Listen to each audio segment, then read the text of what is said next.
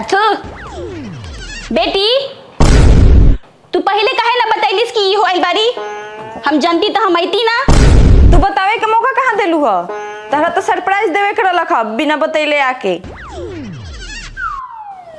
चली चली समधी जी बैठी, ऐसे भी रौरा बेटी ही आवे में शर्म ना लगे।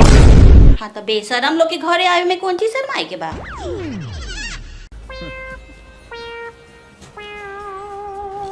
पाहुन नीचे टेम्पो वाला खड़ा बा, जाई ना जाके भड़वा दे दी टेम्पो वाला के। हाँ हाँ अभी दे देता।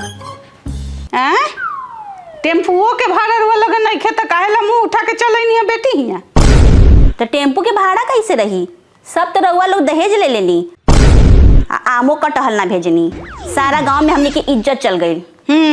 बड़का जे आम कटहर खैती, एगो झांपी भेजले रहनी तो 200 के साड़ी नु हमरा के भेज देले रहनी कि पूरा गांव में नाक कट गई। हाँ, रउआ रावण के बहिन है का कि नाक कट गई सुपनखा? हम तो रावण के बहिन हई चाहे ना हई, रौरा कुंभकर्ण के बहिन हई। रउर इहे सब बोले के चलते ना आवेली रउआ यहाँ। ना आवे के चाहे नहीं तब तो 2-2 महीना आके रहता नहीं बेटी दामाद हिया। हे भगवान, कैसन कलयुग आ गइल बा। हम तो सुनले रही कि बेटी यहाँ के पानियों ना पिए के, यहाँ तो 2-2 महीना आके बेटी यहाँ के रोटी तुरल जाता। हाँ तो करेम तो खाएम ना। बेटी के लइका होके के रहे तो रउआ लोग भेज देनी हमरा घरे सेवा करे खाती, काहे ना पतो के सेवा कैनी? तो बेटी के हम सेवा करम तो हमार तबीयत खराब हुई तो के सेवा करी? बेटी है नू।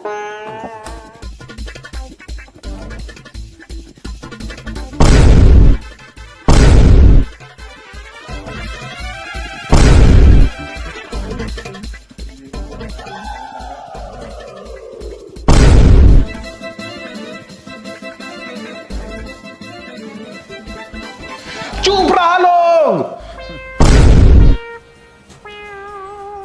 इतना लड़त काहे बानी लोग रुआ लोग? हमरा लगा था कि लोग के भूख लागल बा, यही से ही लोग लड़ता। तो एक काम करो, खाना बना के खियाओ लोग के, तब इ लोग के खीस ठंडा होई। मम्मी जी का खाम रहुआ?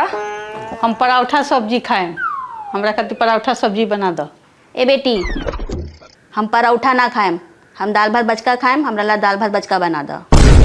आहा, एगो बेटी है रहूं के बा आ फरमाइश के खाना चाहिए। हाँ तो फरमाइश के खाना खाएम ना। जब रउर बेटा आवेले हमरा घरे तो 56 प्रकार के भोजन बना के खिलाइला, तो बेटी यहाँ आके सधाएम ना काऊ? हे भगवान, अब बेशर्मी के हद हो गइल बा, अब दामादों के खियावल जोड़ावल जाता। हमार बेटी के जे रोज ताना मारेनी कि ई चीज नैहर में देखले बारू खैले बारू, तो ई गिनवावल ना होखेला का? हाँ तो देखले नहीं की तो कहम ना का। चुप रही लोगी। हम दोनों जाने के फरमाइश के खाना बना देम, लड़ल बंद करी लोगी, चुपचाप बैठी लोगी। ये कैसन मुसीबत बा भाई? दोनों